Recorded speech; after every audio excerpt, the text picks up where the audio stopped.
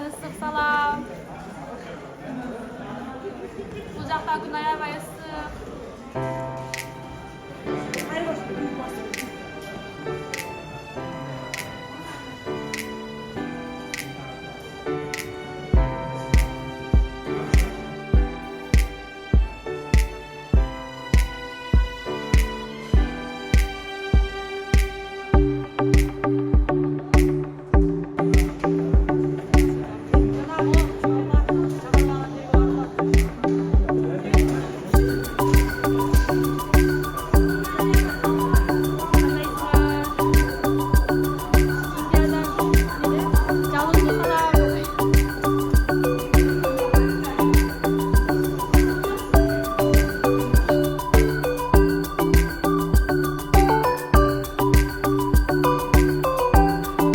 Assalamu alaikum, hormatly mekендештер, кадырман кыргызстандар, арбаңыздар, кайрадан жалпыңыздардын Рамазан айыңыздар от болсун, кармаган орозоңуздар кабыл болсун.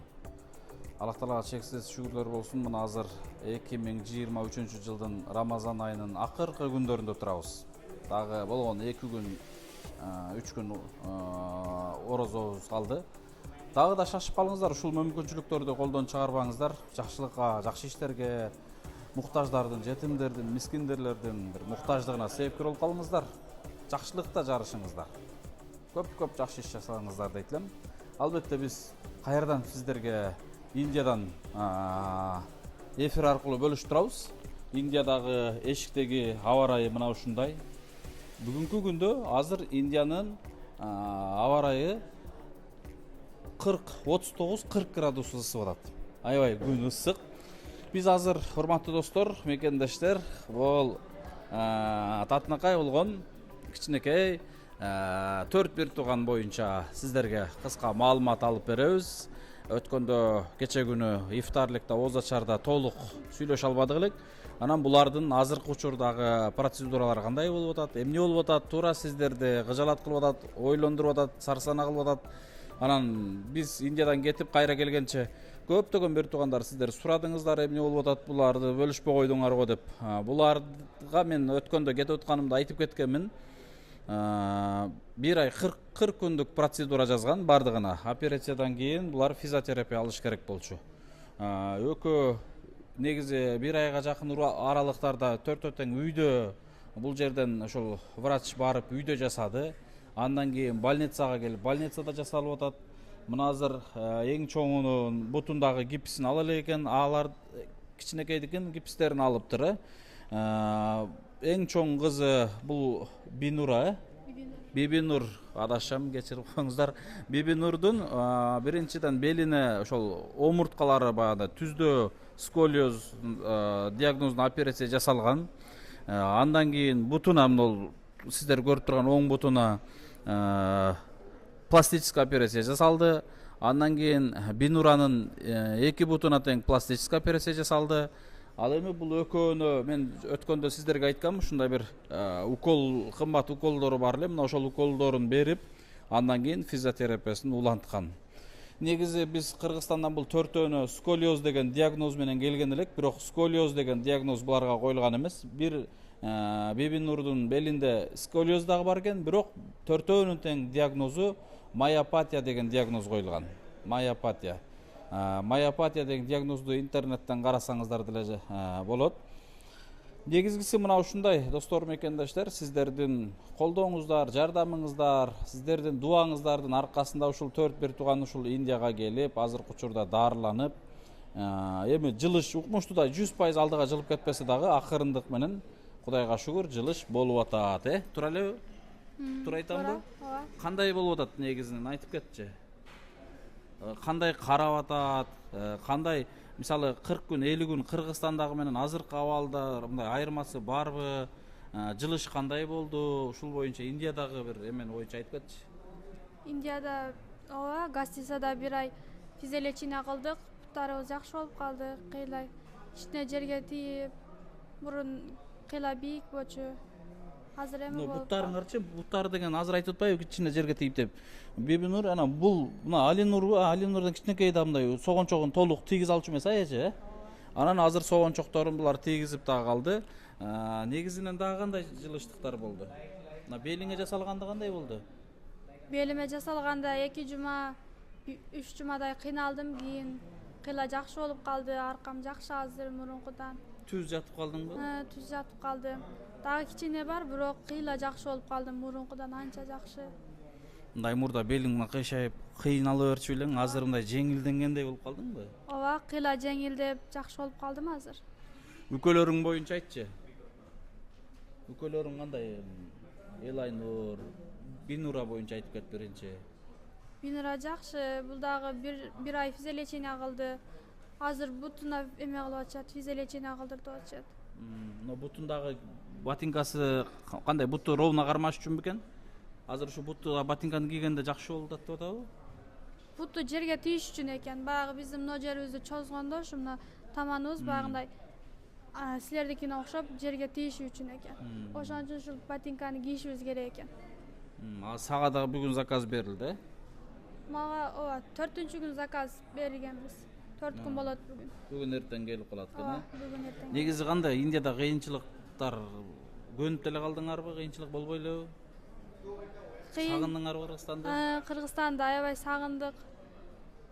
Кыргызстанга баргыбыз келип атат. Бул жерде нан табыш кыйын экен. Өзүбүз Магазин табыш кыйын. Магазин табыш кыйын. Магазин табылса сүйлөш кыйын. Сатып алуу кыйын нерселерди. Кыргызстандай өзүңдүн мекениң көз алдыңан өтүп атабы? Ооба, көз алдыбыздан өтүп атат. Башка жакка чыкканда билине экен? Башка жакка чыкканда билинет экен. Апам бизди аябай жакшы карап, жакшы багып атат. Тынбай оокаттар кылып берет. Баары бир Кыргызстан сагынтабыз. Бул жакта көбүнчө тоок этин жеп, тоок этин. Атаң менен сүйлөшүп атасыңарбы? Атаң эмне деп атат? Атам менен сүйлөшүп атабыз. Ата качан келесиңер, жакшысыңарбы, жылыш барбы деп сурайт атам дагы көбүнчө. Түшүнүктүү. Мына урматтуу мекендештер, азыр бул Алинур жана Элайнур кызы. Экөөнүн физиолечениясы, физиотерапиясы толугу менен бүттү. Бул экөөнү эле азыркы учурда карап отурат. Негизи 40 күнгө жазган. Бул экөө да Кудай буйруса, мына бүгүнкү күндөн баштап 1 жума алгандан кийин биз врачка консультацияга киребиз. Балким ушул жерде эле продолжение кылабы же кайра Кыргызстанга уруксат береби, аны алдыда көрөбүз. Ал эми мына азыр апасынан дагы сурайбыз. Эже кандайсыз? Жакшы, рахмат. Кудайга шүгүр. Ден соолук жакшы. Жакшы эле. Балдарыңыз боюнча айтып кетиңиз. Балдарыңыз кантты? Балдарым ушул 2 кызым операциясы болуп өттү. Операциялары болду кыздарымгы. Азыркы учурда Бинура кызыма 2 бутуна бут кийим кийдиртип коюшту, атайын жасалган. Ортопедический бут кийим кийип, азыр кызым леченияда, физиолечение болуп атат кызыма 1 жумалык 7 күнгө. Чоң кызым Бибинурдун бут кийими эртең келет экен, Кудай буйруса, эртең келип, эртең кызым эмеси башталат, физиолечениясы башталат кызымкы. Чоң кызым азыр гана доктор Праматсани, ошо сколиоз операция жасаган врачка кирип чыктык биз. Ал айтты, жакшы деди, ал акырындык менен жакшы болуп кетет. 7-8 ай күтүшүңөр керек деп ошону айтат. Кызым кичине эме ооруп турат десем, ал өзү акырындык менен жок болуп кетет, жакшы деп бар жогун көрүп ушундай эметип берди. Врачка чоң рахмат, ушу врачка. Врачтары жакшы экен, аябай мындай кичипейил, жөнөкөй, анан жоопкерчиликтүү экен да, булар врачтарчы. Доктор Праматсани, доктор Ашиш Рай, ошо буттарын операция жасаган врачтар. Врачтардын аттарын жаттап алдыңызбы? Жаттап алдым, аябай жакшы экен, тынбай, тыныс келип кабар алышат, балдардын көңүлүн көтөрүп кетишет. Анан дагы доктор Рамеш, доктор Ручи, буларга дагы чоң рахмат. Балдарга жакшы жан дили менен. Негизгисечи бир нерсени сурагым келип атат. Мына сиз мындай бир чоң үмүт менен келдиңиз да бул Индияга. Ошол сиз ойлогон план мындай толук аткарылдыбы же сиз ойлогондой боло алдыбы негизи? Туура эми булардын баарын бастырып кетсек деген ниет менен келгенбиз, бирок диагноз башкача болуп калды да. Бизге баандай мындай үзүлүп бараткан үмүттү дагы бирок бир врачка киргенибизде акырында жасасак болот деп кайра үмүт тартуулап операция жасатып, мына улантып кеттик да. Негизинен мындай сиз ойлоп аткан процедуралар, сиз ойлоп аткан дарылануу, лечение уланып атабы негизинен? Эми бир гана Кудайдан эми калганы, анан ушул врачтар айтуусуна караганда ушу акырындык менен болот бардыгы деп атышат. Кыздар деле басып кетет, буга убакыт керек, күтүш керек, ушуга чыдайсыздар деп айтып атышат. Анан мен айткандай, мен ойлогондой эле болду окшойт дейм, бирок балам менен кызым ушул жерден жакшы болуп кетет деп айтты эле. Кызымда жылыш бар, баламда дагы бар. Буттары тапанда жерге тийип калды. Анан тез чарчап калчу эле Алинур. Азыр чарчабай басып эле атат, жакшы эле. Бирок дагы деле бар, мындай кичине бар, мындай толук биздей жакшы болуп кете элек, мындай кадимкидей болуп. Жылыш бар да бирок. Анан ошо кыздар да айтты, ошол баргандан кийин эми калгандагы өзүрү айтышат, ошо лечение бүткөнгө чейин айтса керек, дагы кандай кылабыз, эмне кылат ушунун жөнүндө өздөрү дагы айтса керек, врачтары. Анан жакшы сөз дагы адамга мындай жакшы мындай дары эмеспи бул врачтар? Аябай жакшы сөздөр менен ушу балдарыма дары берип атышат да, өздөрүнүн сөзү менен мындай булардын эмесине жан дили менен киришип. Ушуну сезипсиз а? Бизге дагы ушул жакшы сөз кадимгидей демгүч болот да, анча-мынча чындыгында көрүүчүлөрдөн, ушул бейтаптардан, кызмат кылгандардан кээде жакшы сөз күтөсүң, башка нерсе күтпөйсүң чындыгында. Ооба да, ушул жакшы сөз кайсы адамга болсо да жакшы сөз керек го өзү. Чындыгында ушу сиздерге дагы чоң рахмат, ушунчалык бизге келип тартып ушундай элге чыгарып бергениңиздер үчүн чоң рахмат. Элге ушу кыргыз эли, бардык мусулман элдерине дагы чоң рахмат айтамын. Биз үчүн ушул көңүл кайдыгер карабай көңүл буруп, ушунчалык жардам бергендер үчүн, ушу Индияга келип себепчи болуп, ушунчалык балдарыма операция жасалды. Эми үмүтүм ушул балдарым жакшы болуп кетсе экен. Анан дагы бир ушул балдарым экранда такыр көрүнгөн жок, менин кайным бар, балдарымдын абасы. Ушуга дагы чоң рахмат айтып кетсем, бардык ишке мен жанында туруп, документ иштерин бардык жагына чуркап, жардам берип бүтүргөнүнө чоң рахмат. Рахмат эжеке, Алла разы болсун. Эң баандай туура жүрөктөгү сөздөр айтылды. Албетте, урматтуу мекендештер, биз жон гана ортодо көпүрөбүз, себепкербиз, туура жардамды эл берип атат, сиздер берип атасыздар, себепкер болуп атабыз. Бирок ошол адам дагы азыркы заманда мындай айтканда ишенгенине берет. Албетте, ишеним көргөзүп, алып чыккан бейтаптарыбызга кайдыгер карабастан колдоп бергениңиздер үчүн мен терең ыраазычылык билдирем. Албетте, ар бир алып чыккан бейтаптар аягына чыгыштыгы үчүн колдон келишинче аракеттер болот. Анын баарын жакшы билесиздер. Алинур, мен азыр эжебиз айткандай эле гана баскан боюнча биринчи көрөлүчү. Кандайсың? Ден соолук жакшыбы? Жакшы. Мурдакы басканына азыркы басканы менен салыштыралы, чындыгында кадимгидей эле басып калыптыр. Негизинен жүрчү.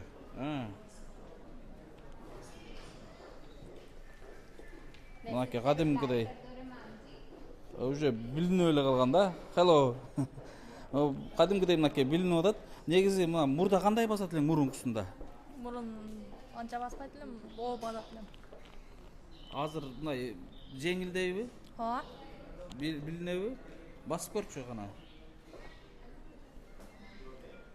Мына көрүп атасыздар, кадимки эле катардагыдай басат. Сен жүрчү. Бул дагы мурда аябай кыйналчу эле. Мына азыр көрөйүнчү. Басып көрчү. Кайра бери басчы. Машалла. Мурда согончогу дагы тийиш аябай кыйын болчу. Жылышты кадимкидей болуп калыптыр. Эмне ол жерге отуруп алыр? Алинур местан отуруп алыр. Мына ушундай, урматтуу достор, мекендештер, азыр акыбалды, абалды баардыгын көрдүңүздөр, жылышты көрүп атасыздар. Эми Кудайга чек шүгүрлөр болсун. Баардыгы Алланын каалоосу. Аллах Таала буларга ушундай сыноону берип, кайра аркасынан бир нече инсандарды ойготуп, бир нече инсандарды ойго салып, бир нече инсандарга үлгү берип, бир нече инсандарга тобокелчилик берип, бир башкача сыноонун аркасында Аллах Таала буларга акырындык менен шифасын берип атат иншалла.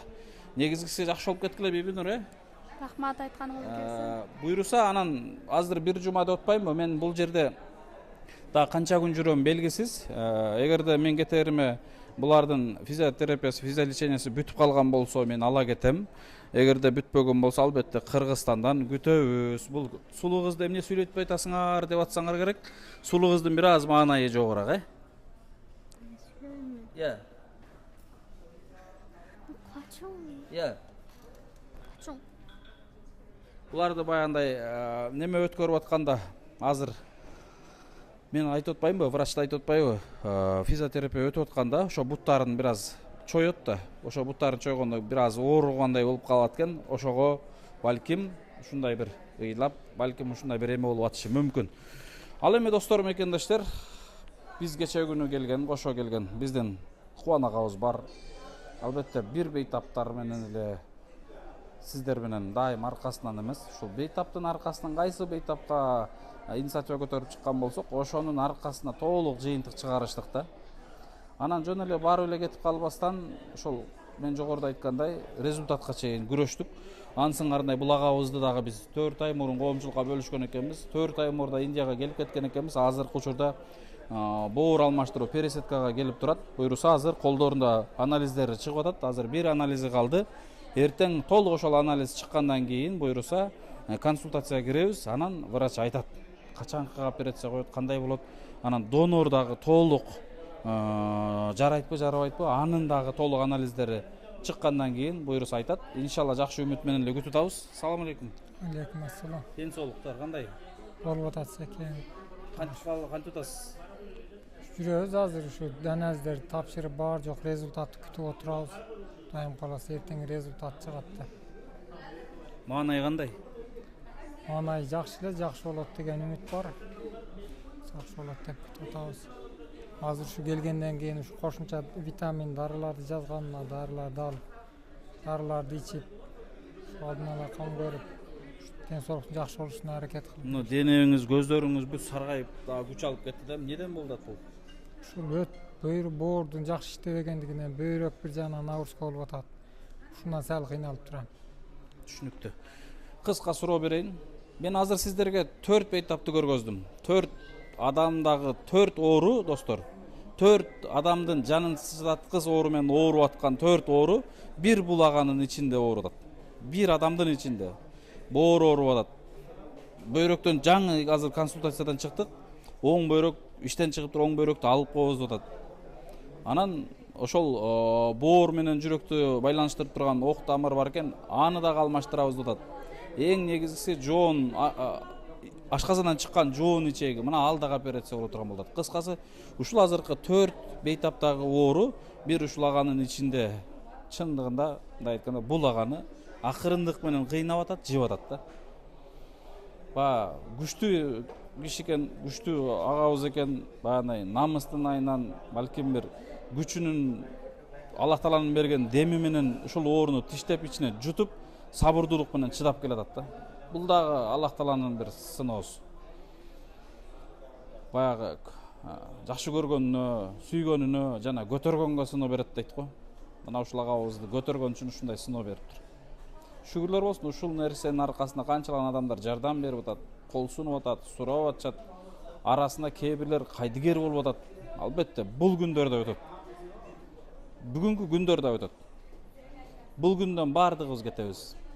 Бирок эртеңки тарых баракчаларына, тарых күндөрүнө ушулун бардыгы жазылып калат.